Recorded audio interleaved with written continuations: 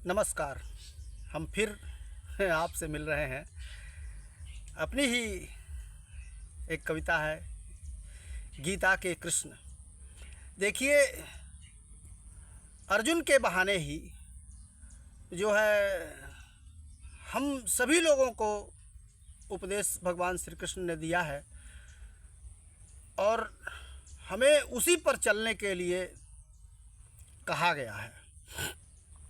तो देखिए, गीता जो है ये कही तो गई कब की है, लेकिन यह सर्वकालिक है। देख लीजिए, सर्वकालिक है गीता। तो हर समय में यह फिट बैठती है। इसके ज्ञान को लीजिए, हर समय में। और वैसे तो हमें अगर देखा जाए तो चरित्र भगवान राम का लेना चाहिए और ज्ञान भगवान श्री कृष्ण का लेना चाहिए।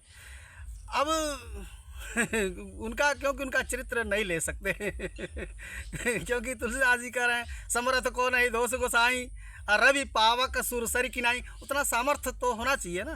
तो अब हमारे पास उतने सामर्थ्य नहीं, इसलिए हम उनका चरित्र नहीं ले सकते। हाँ, भगवान राम का चरित्र हम ले सकते हैं क्योंकि वो मर्यादा पुरुषोत्तम भगवान राम हैं। तो ज्ञान श्री कृष्ण से लिया जाए तो पार्थ के बहाने ही, अर्जुन के बहाने ही सब हम ही लोगों को ज्ञान भगवान श्री कृष्ण दे रहे हैं। और उसी पर हमारी ही एक कविता है, ये मन के मोती से। तो हम उसको पढ़ना चाहेंगे और बताइएगा जैसा लगेगा। कहते हैं भगवान सुनो पार्थ, कहते हैं भगवान सुनो पार्थ, तुम मुझको ही सब कुछ जानो, मैं आत्मरूप हूँ तुम सब में, मुझको तुम खुद में पहचानो। कहते हैं भगवान सुनो पार्थ, तुम मुझको ही सब कुछ जानो, मैं आत्मरूप हूँ तुम सब में, मुझको तुम खुद में पहचानो। मन बुद्धि लगा तू मुझ में ही, मन और बुद्धि मन और बुद्धि दोनों को भगवान में लगाइए। मन बुद्धि लगा तू मुझ में ही, मुझ में निवास तेरा होगा, ना इसमें कुछ भी संशय है, तू सबसे प्रिय मेरा होगा। मैं कारण मूल जगत का हूँ, मैं कारण मूल जगत का हूँ, जड़ चेतन रूप हमारे हैं, ये सभी सृष्टि सब व्याप्त हैं, सब जगह व्याप्त हैं। जड़ चेतन रूप हमारे हैं, उत्पत्ति प्रलय मैं ही जग का, सब काम हमारे न्यारे हैं। मैं चंद्र सूर्य में हूँ प्रकाश, चंद्रमा में सूर्य सब में प्रकाश मैं ही हूँ।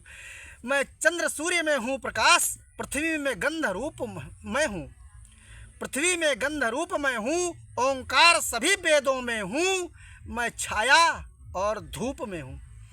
संपूर्ण भूत हैं मुझ में ही, संपूर्ण भूत हैं मुझ में ही, जैसे माला में मनके हैं, माला में दाने, जैसे माला में मनके हैं, सब गुथे हुए हैं मुझ में ही, आँखें हम ज्ञानी जन के हैं।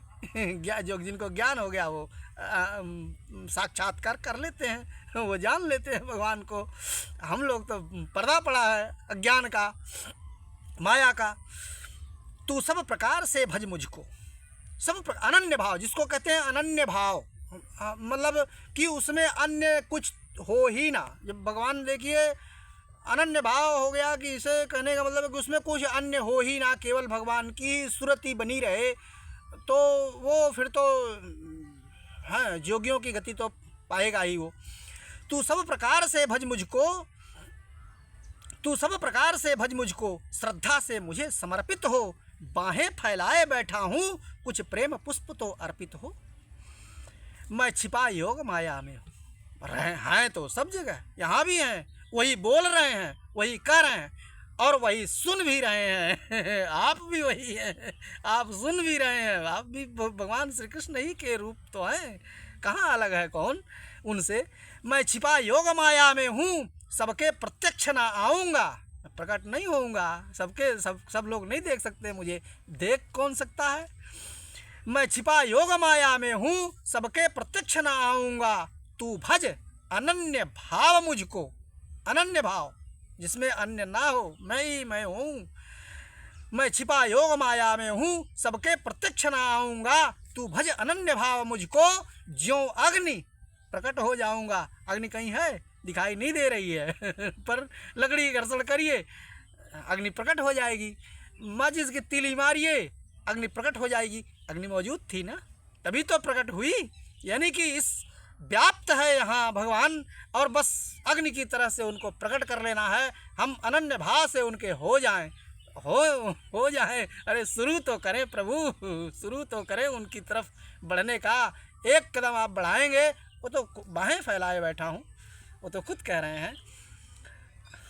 अब आप सब में बसते हुए राम को मेरा सादर प्रणाम है।